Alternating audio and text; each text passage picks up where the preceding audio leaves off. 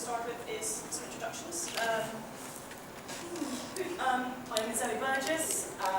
I'm on a track for doing a PhD. I'm currently doing my second master's at Birkbeck University in Japanese Cultural Studies. Film student by trade, film student by nature, quite active in the community. You can find me on Twitter, but obviously if you bump into me during the course of this convention, please come and talk to me because I love talking about anime and film theory. I'm Leah.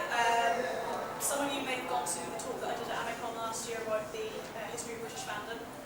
My specialism, I am a PhD student at Glasgow University. My specialism is the interplay between British fandom and Japanese anime and cultural industries. Again, I have a blog, I have Twitter, I'm pretty easily accessible, I'm usually around most places. The description that was actually given in the convoc was rather not what I sent in. So this is actually what I sent in and is a bit more accurate to what we're going to be talking about. I'll just read it out. Leah and Zoe explore the things about anime and anime fandom that make it countercultural. What is the appeal of giant robots, magical powers, and fantastical futures? Why do we, as fans, make costumes and come to conventions? Why, in the age of geek chic, are we still seen as soft targets for mockery? I put this comment up before, and Konami-Con, it went down quite well. Probably wouldn't have to read the whole thing out now, but the punchline is basically pretending that you find everyday life fulfilling is the best roleplay in history. We'll leave it such a good convenience. It's SNBC, yeah? It is SNBC, yes. Right, so what is counterculture? There are actually kind of two sides to this, which speak to each of our respective specialisms, so we're going to go through each of them individually. But fundamentally, it is a culture with values and mores that run counter to those of established society. It's heavily associated with the beat and hippie generations in the 60s and 70s. More recently, it's hipsterism. It can be applied to quite a lot of subcultures. In terms of film, I'll let Zoe talk about this. Okay, so as a film... Sorry, could you use the microphone if it's working? Yeah, can someone also shut the Yeah, Step forward. Oh, what's my bell suit? I think it's directional. So yeah. Yeah. Oh, I don't like this at all. I can hear myself. Fudge. Okay, so as a film student, I believe that film represents the society, the culture, the history, the social standings, the politics, the time it was made. So for any cinematic form you watch will represent what is going on at the time it was made, which is culture, basically. Film is culture. So it makes sense that for every aspect of what is going on, counterculture film is an inverted view of what we see in reality. It's our escape from the real life settings. Anime is predominantly one of the most vivid versions of counterculture because it is one of the ways its escape is so much more than other societies. Of all the various films out there and all the various cinematics from around the world that I've studied, anime has the most obvious flip side to what's actually going on in society. This is all very... Sorry. Oh yes, I'm trying to read behind me. Okay, so most people know from manga history that manga was created as a way for the average Japanese person to escape from their social society, from their rigid strictness. Manga was their medium of choice. It's evolved now to anime, which pretty much does what manga does. It's evolved from the fact that in this day and age we have filmatic forms and we have cinema and we have media. Means that instead of just having an escapist in a way you can read it, anime now we have a visual representation of a society we wish that we would be part of. Okay.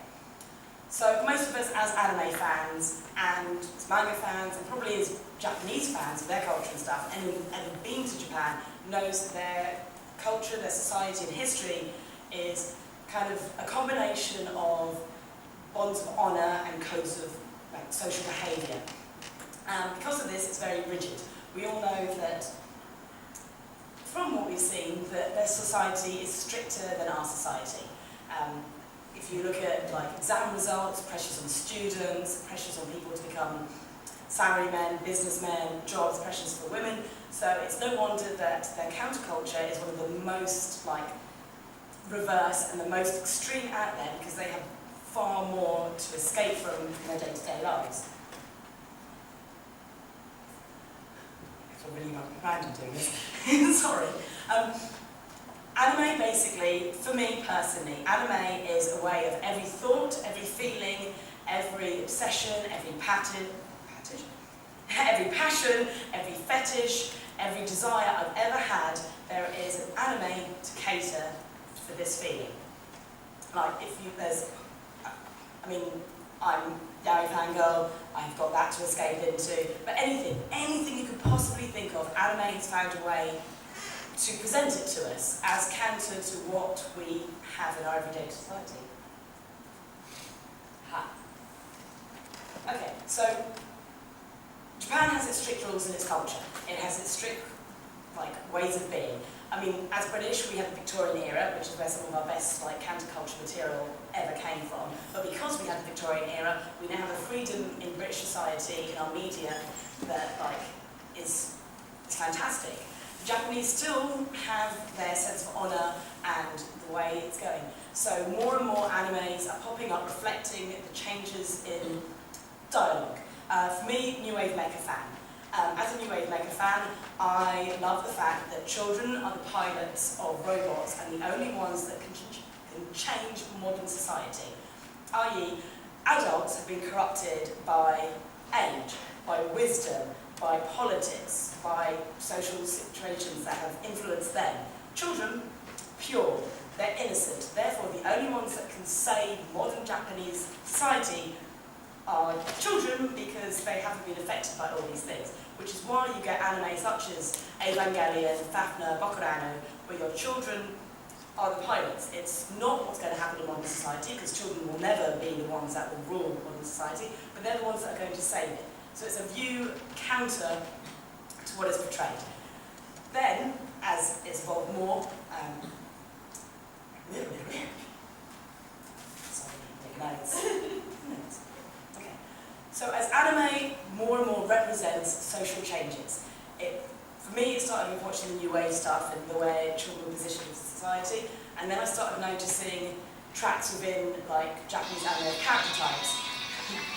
There was everyone knows of the Hikikomori, the shut-in. So the shut-in character I've discovered in recent anime is far more predominant in the media now. This character is everywhere.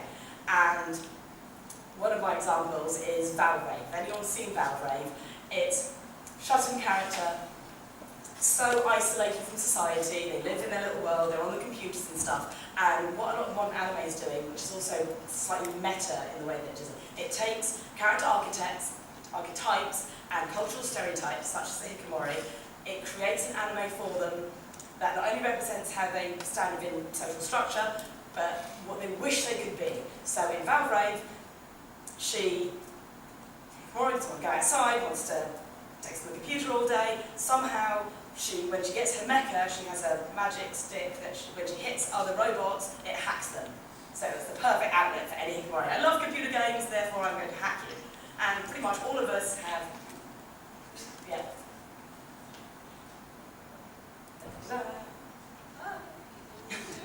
presentation time. So basically, poor Akira from this doesn't want to go in the outside world. Her escape is the fact that somehow she manages to get into a giant mecha, hack all the robots of the enemy fleet and defeat everyone from the power of loving social networks and media. This is what most people would love. It's like if I spent all the time on Facebook and someone told me that by liking Facebook I could somehow try and pilot a mech that would hack the world and make me the god of everything. Brilliant.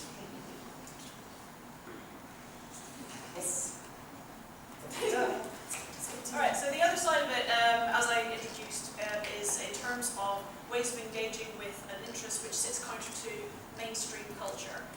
Fandom is fundamentally an expression of resistance. Why does anyone have a hobby? And it is purely to give you an outlet so that you don't have to kind of adhere to this identity of someone who gets up and goes out to a job every day. And especially if you work somewhere very mundane, I work in retail. Anyone who sees my Tumblr or my Facebook will know how much I hate working in retail. Having the outlet of being an anime fan and of being involved with cosplay and coming to conventions and meeting my friends and playing Magic and all these things, these are ways for me to reassure myself that I'm not just a cog in the wheel, and my life has more meaning, has more colour, and that's why fandom is countercultural. It's an active engagement which gives us a way of resisting the mundanity of everyday life. Nonetheless, expressions of fandom, because they do sit counter to mainstream society, are still treated as abject and undesirable by mainstream society. I had to explain abject to people at an Ayacon presentation. Do people know what it means, or do I need to explain it? Hands up if you know what abject means. So I don't need to explain it, or do I? Something which is abject is something which is considered to be so against what is perceived to be normal and acceptable that it must be actively shunned. You see a lot of talk of the abject in regard to vampires, werewolves, zombies, that kind of thing, because they are dead but they're not, and it sits against our normal understanding. And yeah, fandom, certain expressions of fandom, and particularly with regard to geek fandom, are treated as abject by more mainstream society. So some expressions of fandom, ways in which people actively engage with it rather than just sitting and watching anime or reading manga: cosplay, fanzines, fanfiction, fan art, MVs, websites, and to an extent body modification. We had a whole section on this at the Ayacon panel where Zoe showed off all her tattoos. Basically, I'm doing a project where I'm turning my body into living manga. I'm about 30–40% now. Everything is iconography from my favourite manga, slowly everywhere. She's a gigantic one on her back, which Yeah. Unfortunately you can't see them. Not in this dress. I've got other outfits that will show off the fact that I'm trying to slowly. Skin is a canvas. Manga isn't art. My skin is going to become a manga. You can see some of it on the side here. Come here, turn around. I know, you can't really see it very well. On the sides. The lovely butterflies. Yeah, but And it's all on the other side. Yeah. Everything is from manga on here. Okay, so I don't know how many people know this, but I used to work for SFX magazine, and I remember when I first heard the term geek chic, it was just after David Tennant had been announced as the 10th Doctor, and we just had the first press image of him in the 10th Doctor's suit with the TARDIS and with Rose, and that was the first time I heard the words geek chic. One of the guys in the office said it, and the term just seemed to kind of snowball from there. Not suggesting that my colleague initiated it, but that was the first time I heard that, and we've heard a lot of that term in the last few years. A lot of traditional geek properties have enjoyed a lot of mainstream success in recent years. Doctor Who is a very obvious one. Star Trek with the Abrams films. Marvel and DC films continue to do well.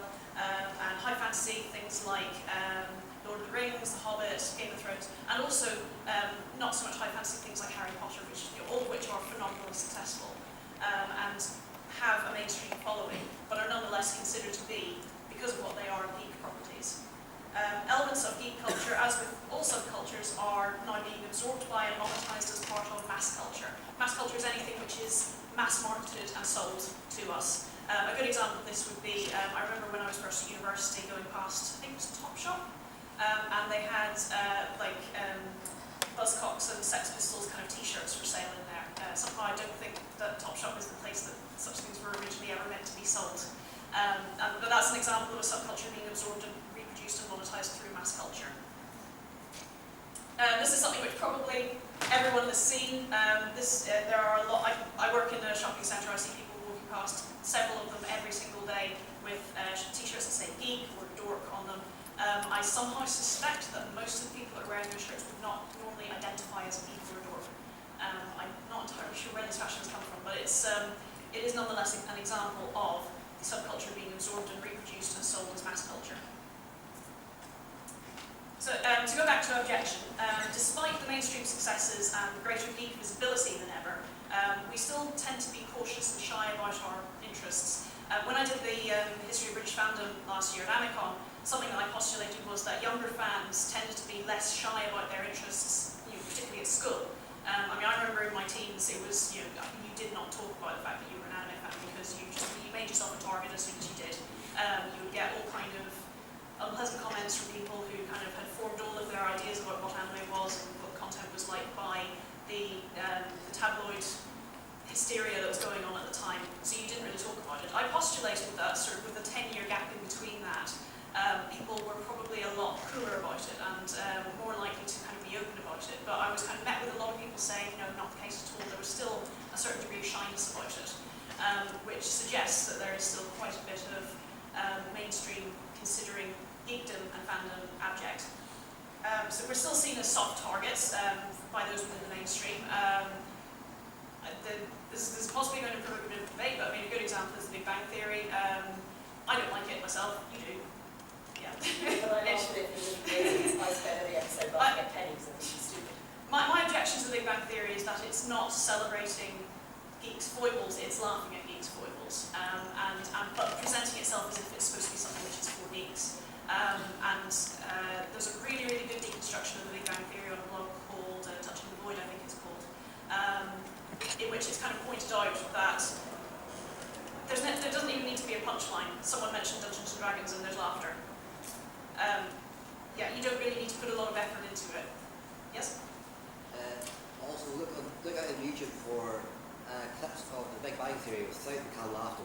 That is completely... Yeah, without the soundtrack, and there's huge pauses Yeah. between each of the jokes, just the laughter, presumably, to really Yeah. hear it, it doesn't make any sense at all. It doesn't laugh a lot. Yeah. But that makes it even more apparent that there is the expectation that it's been coded so that this is what you're meant to be laughing at. Canned laughter has always been used that way, and you see with something like Big Bang just how clearly the whole point of it is meant to be, look at the geeks, they're funny because they're different. As a community, we tend to circle the wagons as soon as there is any sign of interest from something which is perceived to be not a geek, not a geek source. Examples of this, I mean, I remember it was on Cosplay Island a year or so ago. Someone had come on and started a thread and said, I'm making a film about cosplayers. I work for this company. Would anyone be interested in me filming them? And immediately everyone went, because there have been so many instances of people who have come from outside the community who say they want to kind of look at what we do and then taking the opportunity to mock us.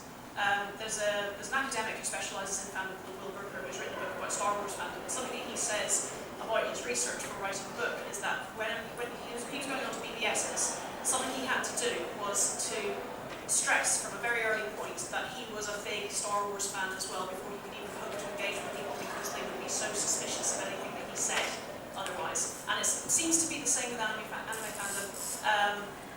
Something else that I've seen was there was a thread on Cosplay Island started by someone who had received an email or a letter from someone who worked on Star Mario Void. They were looking for cosplayers, and immediately everyone was saying no, because all they will do is take you and make it look like you walk around in cosplay every day, and just make you a subject of mockery as a result of it. This was a feature that was in the Sunday Telegraph a few years ago. It was based on a journalist visiting Ayacon in 2009. I don't know if anyone's read this, but if you haven't, the overall tone of it basically was she kind of walked in and went, "Ooh, look at all these funny people," and the whole tone of the article is quite negative and derogatory, and it just has this overall sense of, I find these people really strange. How weird that they're all doing these silly things, kind of thing. That one provoked quite a bit of fuss in the community as well. There was a lot of discussion about it. Style Secrets was a show that aired earlier this year, and I'm going to let Zoe talk about this because she was on it. Oh, what a mistake this was.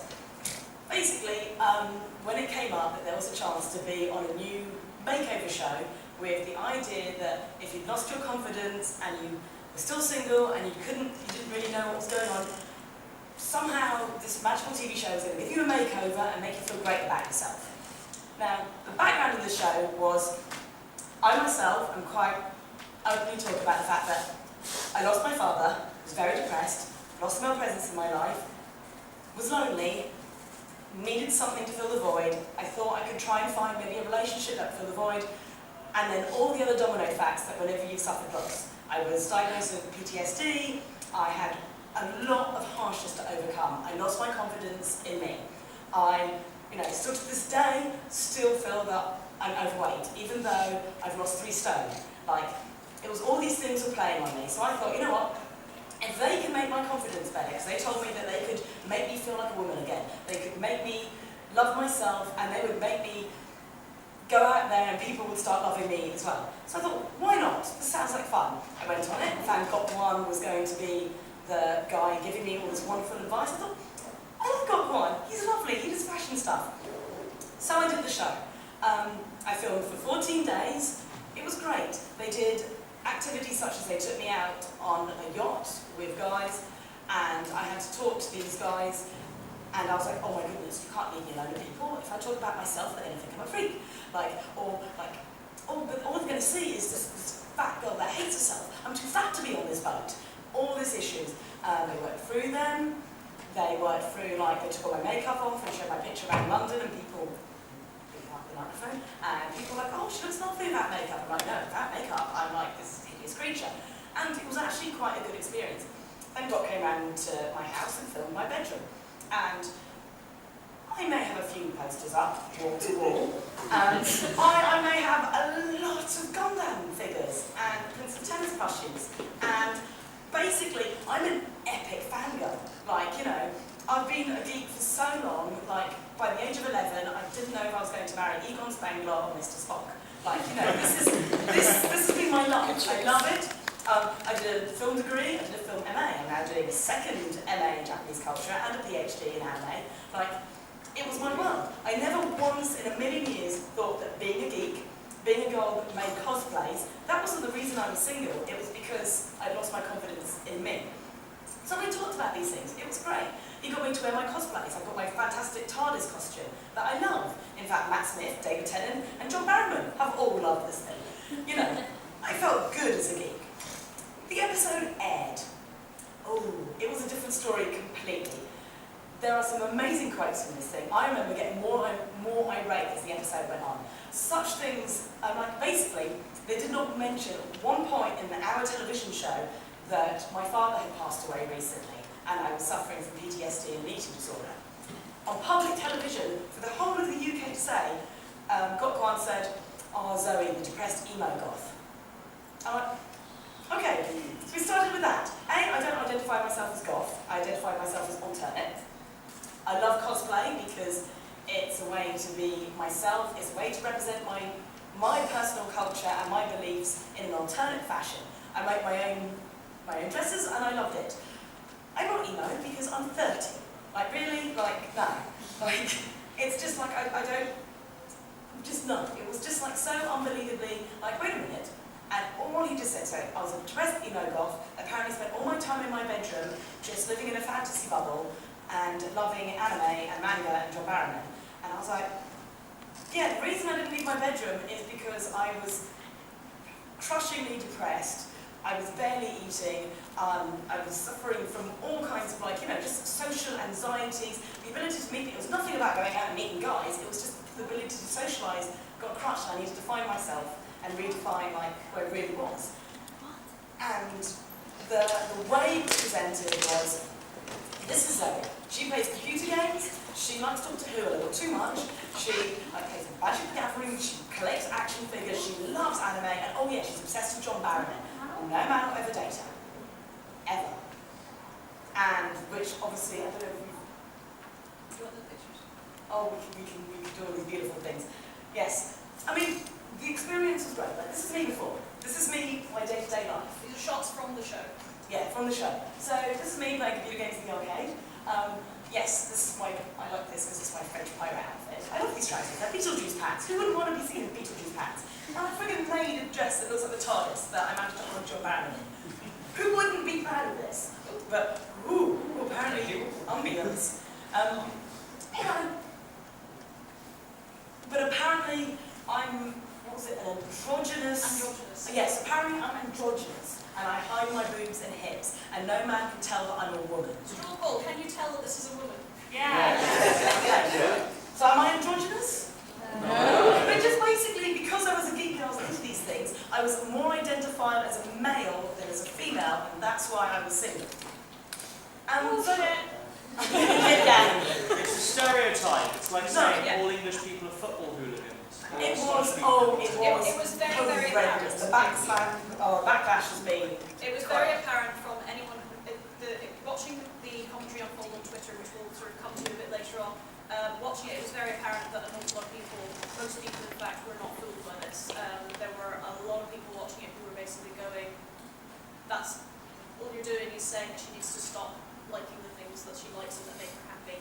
How is that good advice? Well, it wasn't good enough for everyone because my mother actually saw this episode and she called me up about it. This was a wonderful episode. Oh my God. Just like you know, you should really listen to it. It's like, okay, you can No, stop no, right there. I can tell you so many behind the scenes stories about So how they horrible. completely, crap me over for this episode. It was horrible. I mean, they had me in tears discussing my absolute hatred of myself because I was travelling through part of my dad's cancer and stuff and dying and stuff. I felt partly like I wasn't there to support him and therefore I wasn't a good enough person who would date me because how was I able to love someone and give myself to someone when I wasn't there to watch my father die? I mean, I did come back and I did watch him die. And this was all in there. And they just kind of cut it and the producer said, yeah, it's a little bit too dark for what we were making. Then why did you put on me? Oh yes, so you can go, she likes Doctor Who and anime and plays computer games, therefore her culture is so wacky and weird that she's single. Woo-hoo-hoo. You did like the looks that they gave you. The thing is, they did. They made me look right. I mean, I didn't know. But the thing is, the beauty of this thing is not that they took me as a geek and put me in this, is the fact that they started teaching me like, oh, you are a woman, and as my confidence rose, I went from, oh, look, I look like pin-up. Oh yeah, I can so be better be. Oh my goodness, I'm fetish Catwoman. Oh my goodness, it's like a gladiator pin-up. And God kept telling me, going, can you not say that on camera? Like, can you not, like, he's like, no, we're trying to get away from these things. I was like, but if you put ears on me, I'm fetish Catwoman. It's amazing. And he's like, no. Look at this, it's had a big metal thing with chains on it. How is that not meant to think, oh my goodness, Barbarella, move over. Here comes, like, gladiators. And I was watching a hell of a lot of, like, Spartacus, Blood and Sand. I was like, oh my God, put me in an episode now, early part. But The guy that they put you on a date with, on his Twitter, said that they interrupted and told him to stop talking about geeky things anytime they started it, which was difficult because that was the main thing they had in common. Would you agree with that? yes, it was terrible. They set me up on a date in Venice with a guy that was completely not the kind of guy that I wanted to go out with.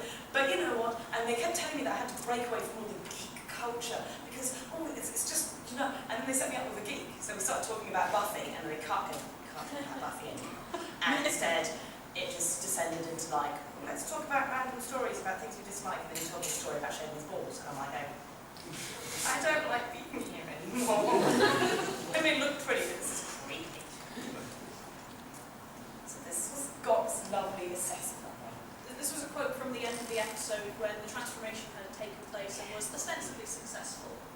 Shall I read that? Yes, do. When I first met Zoe, I had no idea at all if she would get this far. She was so secure in the world she created, the manga, the anime, John Barrowman. I didn't know whether she was prepared to give that up, but you know what? She did. She suddenly decided, I want to be a woman and I want to grow up. If he had said that to my face on the TV show, I think it would have been a different story. But having to watch it as an audience member, I was sitting there kind of going, what the fudge? Like, literally, what the fudge? Apparently, I've given up anime and manga, so I'm not here. This is just spent on Zoe from a few years ago. Transported it. This is not me. I know if you guys It's the get you arranged tension. purged. Yeah, exactly. This is the me that got like, the real me, the me that gave all of this up, is sitting at home. Oh no, it's a Friday night. Oh, that's I'm an getting alternate pissed. reality. Yeah, an alternate reality where I'm getting pissed and picking up, I don't know, skinheads in bars or something. I don't know. It's just like, no, being a geek had nothing to do with the reasons I did this show. But because I was a geek, it made me an interesting target for entertainment value. And they completely reworked the episode once they found out how geeky I was, just to appear for mass culture. I am the embodiment of counterculture. I'm inverted to what goes on in social norms. I enjoy what is not mainstreamly appreciated, and I do like to reflect the opposites in society and stuff. I mean, I do my own personal ever used to book one because he put me in pin-up wear. So I bought a pattern for pin-up wear. And so far I've made, well, I've got a TARDIS dress, I've got an Impala, a supernatural dress, a pirate pin-up costume, a Marvel pin-up. You know, I'm just basically kind of going, if you put me in pin-up wear, do you know what would be really cool about pin-up wear? If it was covered with space babes with laser guns, which is what I've got at home as well. And also just to pick up on the last bit about growing up, this is a very common thread in a lot of criticism of geek culture. There's a friend of mine who wrote about, he maintains a dating blog, and he wrote about going on a date with someone who was geekier than he was. And his, something he said about it was that it was interesting to see it from the other side, because he was so used to going on dates with people and talking about his geeky passions, and then having them say, you sort of look at him sort of gently and then say, yes, but surely you're an adult now. Again, it's a common thread. It's this sort of conflation of immaturity with having geeky passions, and it's not something which is led towards more mainstream passions. You don't see anyone going to someone who's obsessed with Arsenal and saying, "Don't you think you need to grow up?" You don't see anyone sort of going up to someone who is obsessed with Big Brother or Towie or any of the sort of mainstream reality shows and saying, "That's a bit childish, isn't it? Really? Come on, be serious." You don't really see that. I'd say we're particularly critical against such people, against footballers, football fans, and people who watch Big Brother in probably unfair equal measure to as they are to the.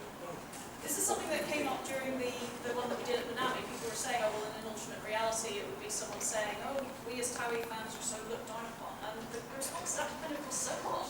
The fact of the matter is, they are still kind of coded as being a normal and healthy and realistic thing to be interested in as someone in your 20s, 30s, 40s, however old, which is not afforded to geekdom. It's still kind of conflated with childishness. Yeah, for me to be a real woman, they put me in the fudging hugest pair of heels that I couldn't even fudge around walking.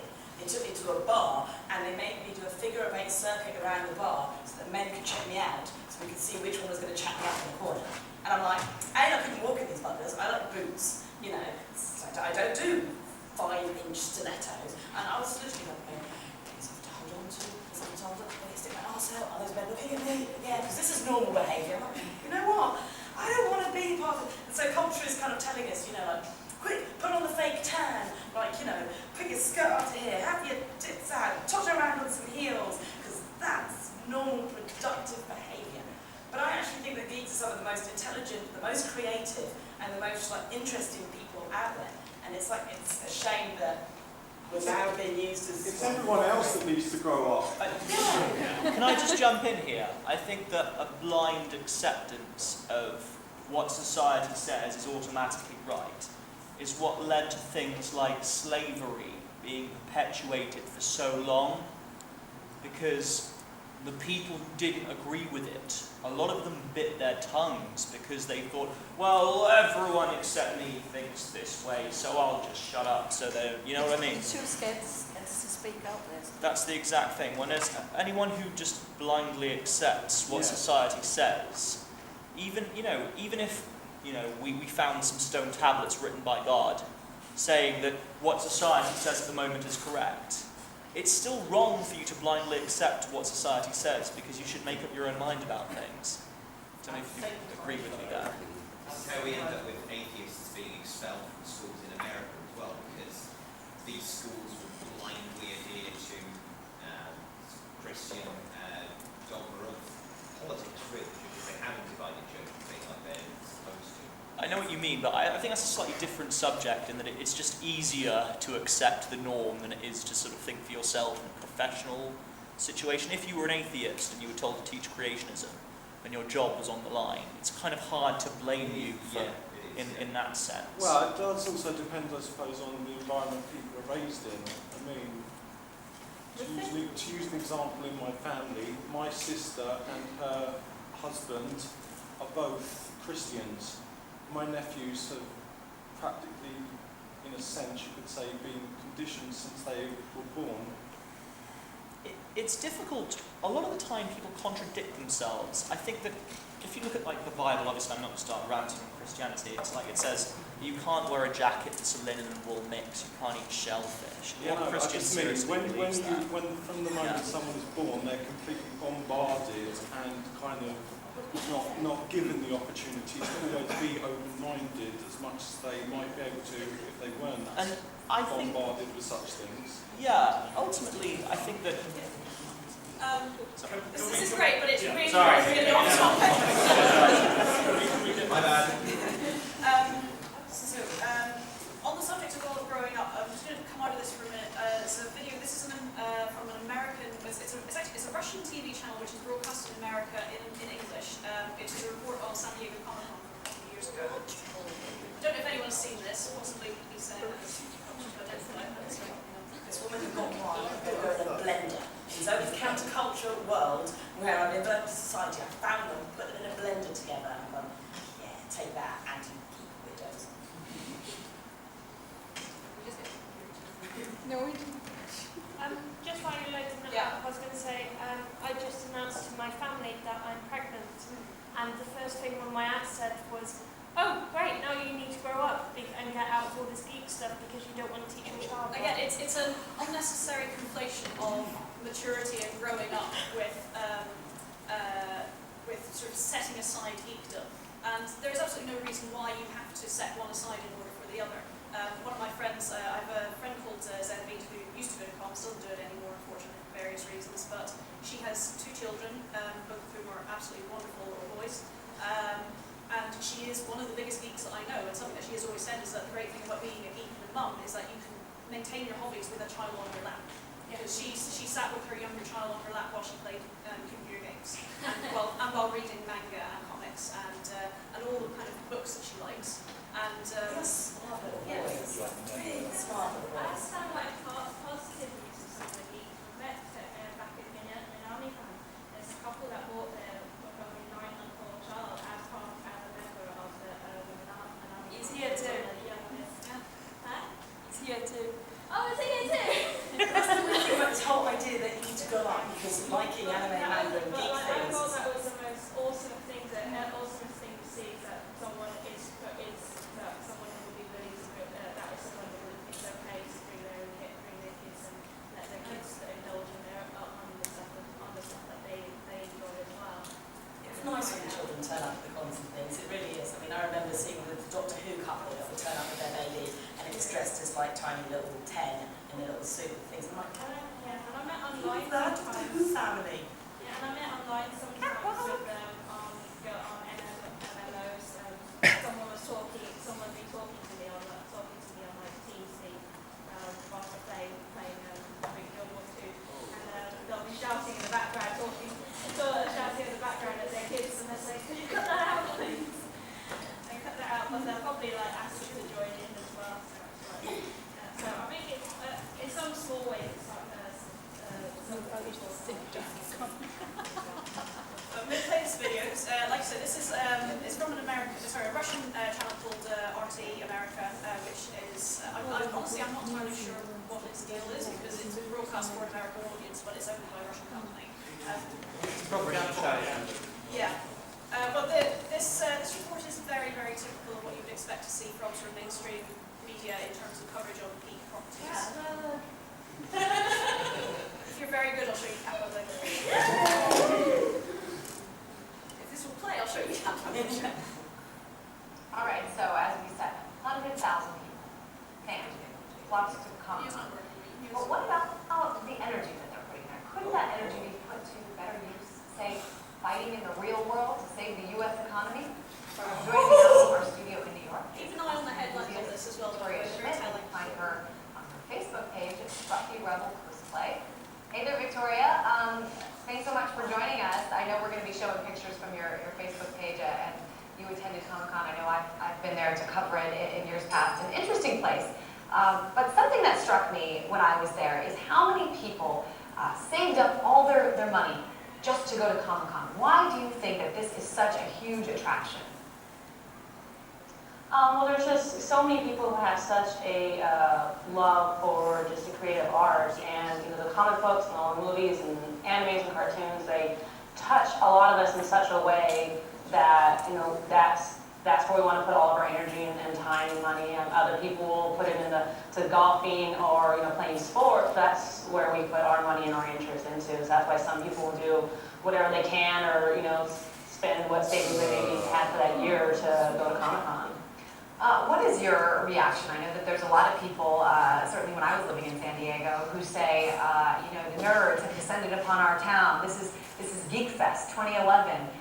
What do you have to say to those people? It is geek stuff, but as far as I know, I think if Comic-Con left San Diego, the economic stability in San Diego might be in trouble, because we all bring a massive amount of income to them every summer, every year, and they've been doing it for over 30 years. So I think, you know, Hollywood could say a thing or two about how much actually money all the nerds and the geeks bring to the arts and entertainment industries, because without us, there's not going to be a lot of money. I mean, when they put out a comic book movie, we come running to give them more money so we can go see it. I know that the hotels in San Diego, I mean, this is by far the largest convention in San Diego. The hotels get booked up. The tickets are I think, $75. It's sold out every single year. How much money did you spend, ballpark range, just on Comic-Con? Well, tickets actually has been a big deal this year, because they raised their prices. It's now actually $175 to go to all 4 days and preview night, or $150 if you don't go to preview night. Preview night actually used to always be included before. That kind of really threw people off and has them reevaluating whether they can afford to go next year and in future years. But luckily I cut my costs, because I spend my Comic-Con with a friend, but I used to do hotels. Hotels could be, you know, roughly $600. You're talking at least what used to be a $100 ticket. So that's already $700 right there. If you flew in, which I know some friends did from other states, then you're talking another $200 or $300, and not to mention like all the food you're going to have there. So you could wind up spending like $1,000 without realizing it. I think that's a really good point. And we are in some really tough economic times. I mean, I know that right outside the convention center, as we just saw in the story that we just showed, homeless people galore. Really, really terrible rate of homelessness there. And yet people, as you say, they're spending $1,000. Why do you think they're not spending this money, maybe even half the money, coming to Washington to protest the economy, or choosing an issue in the world, or giving it to a charity? Why are they spending it on Comic-Con? Well, I don't know if we can assume that they aren't doing that. I mean, this is one weekend we're all spending 1 year. I mean, some people go to other conventions, but some people it's like the only convention they go to. But that's not saying that they're not spending their money towards charities or towards the homeless, or doing things on their other weekends, helping people. Like I know I actually am part of a costume community called Revolution at 501st, and we go and visit children in hospitals on our spare weekends, and we attend fundraising events for, you know, children's hospitals and diseases and causes and all of that, and that's what we do on our spare time. And Comic-Con is just one time just for ourselves. But I understand what you mean. I mean, even yesterday I was going out to dinner on the last day of Comic-Con, and we were going through the little Italy, and there were just homeless people everywhere as we were walking from our car to the restaurant, and, you know, threw me back into reality that, I mean, wow, this city has all this going on just a few blocks away. Certainly Comic-Con. Streets of homeless people. Comic-Con, not so much reality, that's for sure. Brings back to reality, but again, you know, we're still contributing to the economy. I don't know if it's fair to say that you know, just because we're having fun doing something that's artistic and maybe a little unusual to the rest of the population, that it's not contributing to the economy, because obviously we're contributing to the local economy of San Diego. All right, thank you so much. Unfortunately, we're out of time.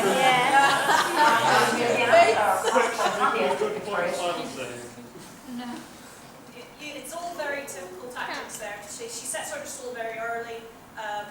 You know, why are these people doing this thing instead of doing this other thing, which is probably more noble? And no actual real thought that goes into, well, oh, they're spending all this money, shouldn't that be better use? But it does, because it goes back into the economy and helps it to grow.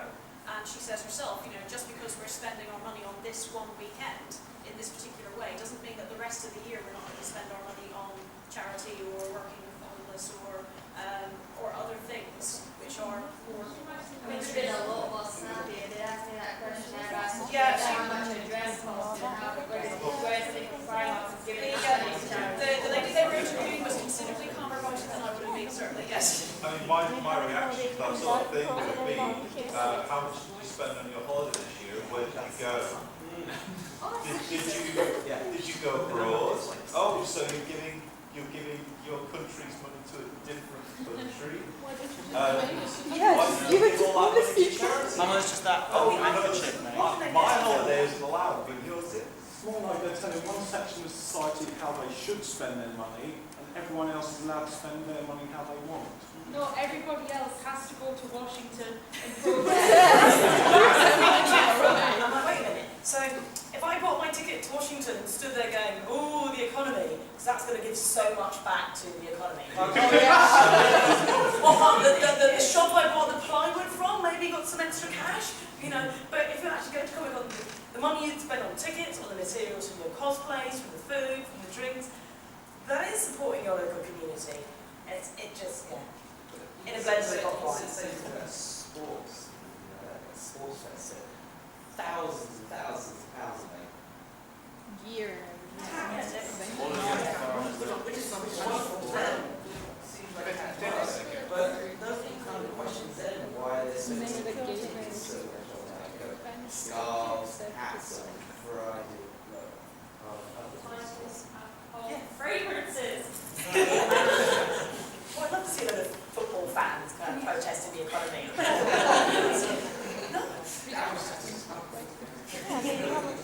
Anyway, to sort of look at where things are going, there are still negative portrayals of geekdom in mass media, in news, on TV, but times are changing. We are seeing more and more positive portrayals of geeks, both on news. The BBC has done some very positive reports on cosplay. They've gone to London Expo and they've spoken very respectfully to some of the cosplayers there. They've done really good, vibrant, colourful reports about cosplayers and made us look like interesting people and people who are just kind of expressing a passion in a slightly unusual way. But it's not done in a sort of look at these unusual people, aren't they funny? It's look at these unusual people, isn't this interesting? As well, the fact that geek movies are so popular, the fact that we got Pacific Rim. That's a massive geek fest movie. I have my reservations about it, but I fully acknowledge that is a massive geek movie, and that is something that wouldn't have been considered marketable a few years ago. The internet as well, because we've got it, has given us more personal agency than in previous years. It gives us a platform for protest. Twitter, Tumblr, blogs. There are an awful lot of debates going on within the geek sphere at the moment, all of which are kind of unfolding on Tumblr and Twitter and on blogs. These are really good platforms for discussion about these things. I said this on my own Tumblr a few weeks ago. I set up my Tumblr account back in February, and I've learned more in the sort of 7 months of being on Tumblr about sexism, racism, privilege, misogyny, all these things that all my time at university. And cats. I knew plenty about cats already. I set up my Tumblr thinking, yes, pictures of cats, and then it sort of turned into, oh, all this social awareness stuff. You're welcome. Which, yes, I meet you. But like, I did a bachelor's degree, I did a master's degree, my PhD. My PhD draws in subjects like Orientalism, and it's weird that Tumblr, it feels like I've gained a greater understanding of these things from Tumblr and from seeing other people talk about these issues than any of the years I've spent at university, where it's been kind of an abstract sort of thing. Great thing about Twitter is after my episode aired, the feedback I got from people on Twitter, 90% of it was, "Don't change, you're great. I wish I could meet a girl like you. Look, I've also made a TARDIS costume." Like, there was so much support out there, and it was wonderful to hear, because before there would never have been that outlet. There would have been just me sitting there kind of going, oh, that's what the world thinks of me. I come depressed enough as it is. Like now I've just been kind of completely ramrolled by like GOG1. But no, the outpouring after that, and the whole hashtag Geeks Against GOG turned up, and there was a lot of people that were very upset by that episode. And it was great having Twitter because I could explain my side of the story. What happened to the geeks. Yes, and then they made me sign a contract saying that I wasn't allowed to talk about my episode in the public sphere anyway. But it's been a year, so screw that. What happened to the geeks that saw tags? I'm kind of looking for it. It's kind of fine. It just disappeared. People kind of like all these things, it got brushed under because I know Time passed. time passed and like the moment was over. But In the same way that, I mean, there was a lot of heat surrounding when Endemol showed up at London Expo looking for people who might be good TV for Big Brother.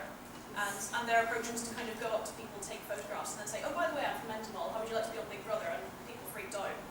But there was plenty of discussion about that, you know, again, among geek societies at the time, but it sort of fizzled out, because what can you really do about it after a certain amount of time? Nonetheless, the fact that these debates happen at all is a positive sign, and it's promising. Discussion. It's 5 to 9. I know Sharon and I are starting in 5 minutes, so if anyone wants to go and sort of leave the discussion, we're not going to be talking about anything else that's sort of pre-prepared. If you want to go, we will not judge you for it. But does anyone have anything that they want to add or say? I just had one comment from earlier when you mentioned geek chic. It's not something I've actually heard as a term, but I remember about the same time, me and my friend were talking about the rise of the social geek and the idea that geeks were becoming a lot more empowered, and the fact that we had these interests was a talking point, was a sort of a defining part of going out and finding people and socialising, and it was actually, it seemed to us both that it had become a lot more acceptable at that time, possibly to utilise things like Doctor Who, to be very open about those kind of interests and find, and not be judged as abject to society for liking Star Trek and Star Wars and all these kind of. I think that's the kind of thing that could get pulled in with the fact that Doctor Who was a big success. When Doctor Who went off the air with Sylvester McCoy, the ratings, as I understand it, were very poor, and it was being considered to be antiquated and a bit sad. And then Rusty Davies, for better or worse, revitalised it and made it popular, and it kind of just pulled all the geekdom with it. And yeah, I can sort of see that there's been a shift now towards sort of being a geek and being social, and going out and finding other people, and finding it easy to find other people who like the same things as you, because so much of it is visible and easily accessible. quite lucky as British to have Doctor Who, because a household name, like, and one of the biggest names in British society is Doctor Who, and it's obviously a sci-fi show, and there's now going to be generations and generations of children just be kind of going, it's Doctor Who. Like, and even people who aren't geeks watch Doctor Who, because it's now kind of one of those, it's now a cultural statement. Doctor Who is part of our culture, same like Sherlock Holmes is part of our culture, and thanks to Stephen Moffat we now have the new Sherlock, which means even more in British society. It's kind of embracing fandoms, and they've gone from like subculture and counterculture to mainstream culture. I think we're quite lucky in this, because a lot of other places, particularly America, it's not like that. Like, I don't know, like, apart from maybe Canada and Vancouver, where I would love to go to so that I can run around and pretend I'm in X-Files, Stargate and Supernatural. But apart from me and my fangasm out there, we're in the UK, like the amount of trips I've done around London so that I can just kind of go, this is where the Daleks landed. Oh my goodness, like Sherlock Holmes walked down this road, you know. You don't want that part.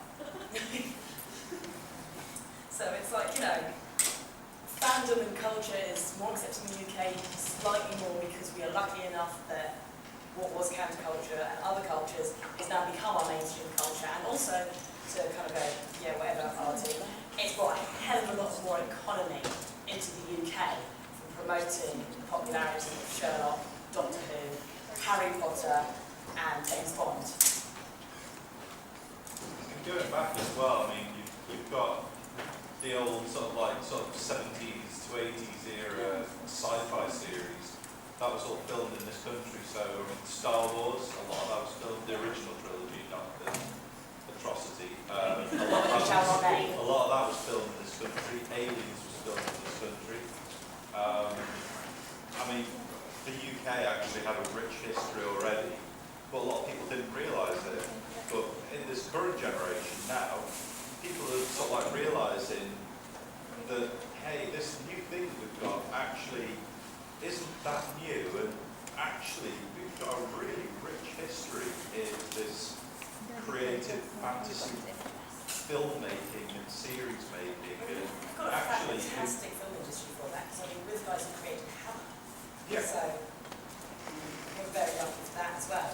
The Americans are very much onto making film about the bland, the big bad action movie, kind of the dominant culture of of world in cinema. They make a movie to produce for monetary value, and they're not so good at making movies that reflect the culture and society of the time. The ones that are doing successful globally are the ones that kind of take into account that we have to move forward as a global. The reason I like Pacific Rim so much is because it wasn't America saves the world. It was people from various places, everything's going to shit, we've turned up here, this, you know, where to go. The reason I didn't like Superman is Superman kept, he kept turning up going, well, I'm an American, and apparently when a giant world-destroying thing lands in the South Asian Sea, no one in Asia noticed, because only Superman can save the day. No, I was like, it's good, the North Koreans kind of go, oh, it's spraying some nuclear weapons at that. Okay. There was no social consciousness that other people could be watching this film. I mean, as well, it's Pacific Rim's honesty as well. I mean, that's the first thing that I said when I walked out of Pacific Rim. I said that's the most honest film I've ever seen in my life. I went into that film to watch a film about giant robots punching giant monsters. I came out of the cinema having watched a film about giant robots punching giant monsters. But it actually had a little bit of nice relationship story in there as well, but not excessive and stupid. It gave us what we wanted, and it didn't try to be over the top pretentious in the way that like, it wasn't like, ooh, yeah, big flags and everything, like going, yeah, we're going to save the day. All the two of the main characters were English people pretending to be American. And it's great. Yeah. Yeah, it's like, I mean, it was a big melting pot of British. I was sitting there going, wait a minute, that's burnt common. I mean, you're from Torchwood, you're Mr. Ducky, for the sakes. Like, you know, like, it was just like, I'm a British person, British person, British person. It's like, it's great. Proves that our actors are the best in the world. So, like Harry Potter making of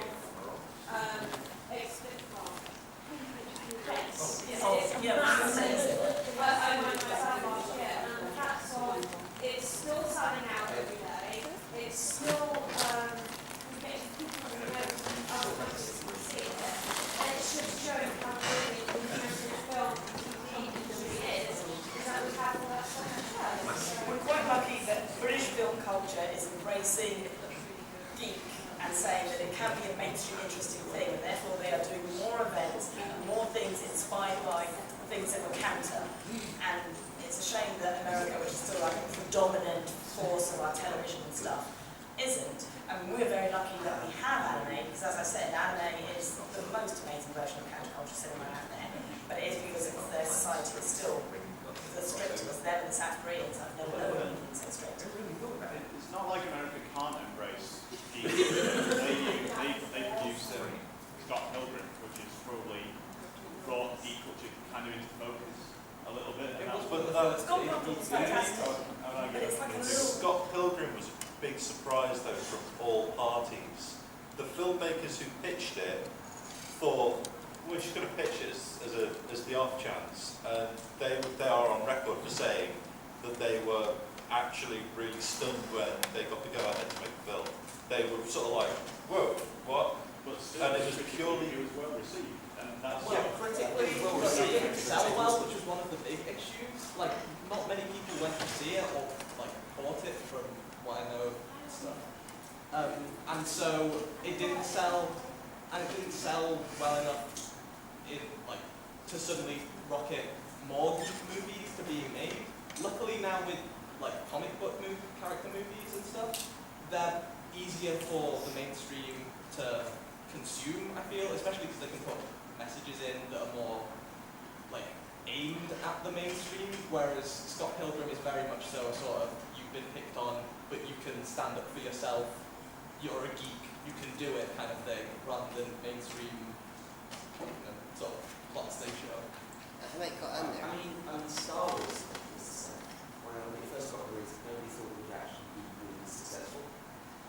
But then it was going to rock it off. Even George Lucas expected it to be a failure. Yeah. And as much as a hack as he is, fair enough, it was his first major film.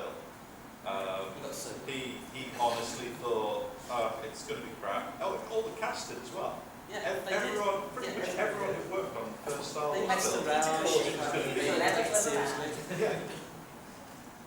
There was only one smart person on the whole film, and that was Harrison Ford, when he said, "Look, rather than a wage, I'll take 5% on all the profits made of anything with my mush on." So that was what Peter Cushing did.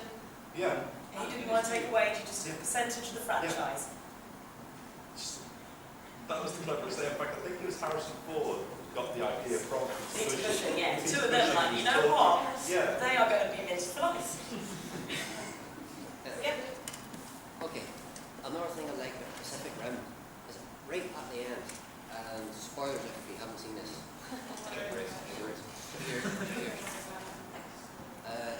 Mako and Erica do not kiss. Yes! I love that. It's only implied. No. That was more beautiful, that was more realistic. You go through shit, you don't really want to start snogging the face off the dude. Oh yes, I'm surviving all this. Oh yeah. You'd be like, oh god, I'm knackered, I'll take off the spot. They've known each other for 2 weeks as well. So it's kind of like... That sort of reaction and how you would react in that situation is one of the reasons why, even though it's extremely overblown and extremely excessive in its content, is why Evangelion and Madoka are so loved by people, because it's kind of like, if you took a small boy and put him in a giant robot, he's not going to go, yeah, I'm a great fighter in a giant robot, I'm going to save the world. It would fuck you up, to put it bluntly. It would break you in every way possible, and you would probably commit suicide, because hell, you're a small child, and you've got to save the world. Good luck to you. That's why I love the new wave mechas, because they're all based on that. Like, they're just almost there's another one similar to that where it's like Kurogane line barrels. Okay, yes, it's got some of the most over-the-top fan service in the history of mankind. But the pilot, the main guy who gets the main mecha, my goodness, is just wanktastic for half of it. They're like, oh, do something, no, don't want to do it, don't want to be in a robot, no, I want to go look at panties. And it's just like, give it a giant robot, and you're just like, no, it's a robot, no, that's work, I want to lie in bed. And I'm like, yeah. Maybe there's something different between boys and me. I was thinking about it, but I'd be like, yeah, where's got plan? Yep. I was going to say, I don't know if, maybe it's a bit different in Wales, where we're a bit weird. But like, if someone's obsessed with anything, they can likely be called a geek in that kind of subject. If someone loves films, they're kind of a bit of a film geek. If someone loves fashion, they're a bit of a fashion geek. But isn't that the same in Japan? And taco is just Exactly. someone who's obsessed with So I was going to say, I hope that for a lot of people, when they think anime and manga is a bit weird, they think it because of their sort of prejudice against cartoons, because they associate cartoons with childishness. And I think There is undoubtedly an element of that. I mean, that's like, something your way. it's like you can't really move on without finding somewhere along the lines there will be a journalist who will write an article which is comics just aren't for kids for anymore. Things like this. How many articles have there been which have basically been comics/animation isn't just for kids anymore? Yeah. Whenever a new big animated film comes out that is aged PG or R, and it's like, this isn't for kids, and it's like, oh god, you might have to. I found it was either one extreme or the other. It was either it was supposed to be for kids, or if I had even mentioned it, they'd say, oh, porn. And you're like, no, not porn. Yes, there's aspects of porn, depends what you want to look at. But you would not say Studio Ghibli is porn, you would call it the Asian version of Disney. You can't just sort of associate with one or the other. What Japanese would are you lucky say? that have 2/3 of all their productions are animated. It's been their cultural way for as long as. So their society's already built up understanding that animation and manga and comics is for everybody, and it's just targeted at the character types, the people, members of society, and various audiences. Fortunately, we're still a little bit behind in these views. We still have there's two kinds of animation. Animation for children, Disney films, animation for adults, like The Simpsons. But On South Park, yeah. It's either going to be, you know, really bad or really kiddie. The good studios now working out of America, like people like Pixar, understand that both people are watching it. How many people saw Toy Story 3 and as adults sat there by the end of the movie in tears because they were so moved by the idea that like something you loved as childhood is going to get destroyed and taken away from you, but also that someone younger can reappropriate things you loved as a child. It's like there's no way you can say that Toy Story 3 is a film for just children. So the clever studios know what they're doing, and they're catching up. There are some amazing animations coming out now that appeal to ones that are commercially successful are the ones that do the whole like broad scale things. The ones that aren't are the ones that are pretty much make a kid film and there's some fun jokes and some cute characters in it. It's like what I say to them, it's like, well, would you turn around and say this to the producers and the directors and the people who create these things for a living? They know what they're doing, they know what they love.